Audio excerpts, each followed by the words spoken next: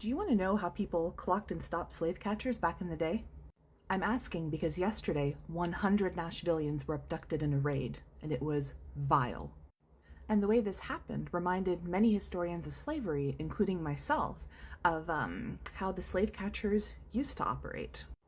More importantly, though, it reminded me of how people evaded and resisted slave catchers, right? So let's look to history and see what lessons might be hiding in plain sight. I'm going to break it down step by step in a minute. So slave catchers were the ancestors of modern sheriff's offices, right? And many of these detective skills that we rely on were developed by slave catchers. Since runaway slaves, we do not use that term anymore, were the original criminals, because they stole themselves. Remember, under U.S. chattel slavery, enslaved people were considered the property of their enslavers, and when they self-emancipated, like any person in that situation would, right, it was considered theft, and it was illegal, and anyone helping them was aiding and abetting a criminal, and was also illegal. Fortunately, many Americans did not let that deter them, right? When a law is immoral, following it becomes less important for them, you know? Slave catchers shared intel and had networks of paid informants who lived near or were stationed at choke points to racially profile black people, harassing free blacks in their attempt to abduct refugees from slavery, right?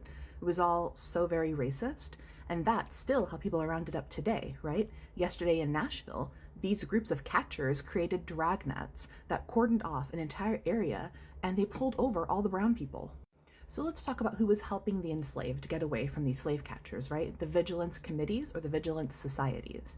These were societies of black and white, men and women, working together, set up by anti-slavery activists who helped the runaways in their regions. These vigilance societies were against slavery and against watching the brutality of the slave catchers operating in their own backyards, and against their free black neighbors who were being harassed because of the color of their skin, right? All of that is deeply offensive, and so they did something about that. So here is how they did it, right? I'm going to give you a step-by-step breakdown, and you tell me if it doesn't sound a little familiar to you, right? So first, they raised money, right? The women held fairs and celebrations to create a nice little slush fund. Second, they created a nice little network of communication, right? So that if one person spotted a catcher, everything about that catcher was shared around, right?